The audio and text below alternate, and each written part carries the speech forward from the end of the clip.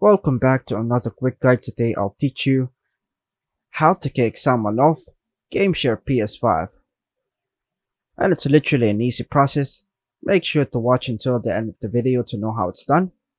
To remove someone from Gameshare on PS5, you need to deactivate the console as your primary PS5. Here's how to do it. Firstly, on the main menu, navigate to the settings icon in the top right corner of the screen. Then scroll down and choose to click Users and Accounts. At the Users and Accounts menu, choose to click Other.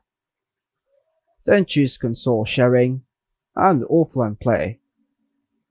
If the console is activated as your primary PS5, choose to click Disable. This will deactivate the console as your primary PS5. By doing this, the person you were game sharing with will lose access to your games and content. If the person still has access, you might need to change your PlayStation Network password to ensure they can't log back in. And that's all for now, folks. Thanks for watching.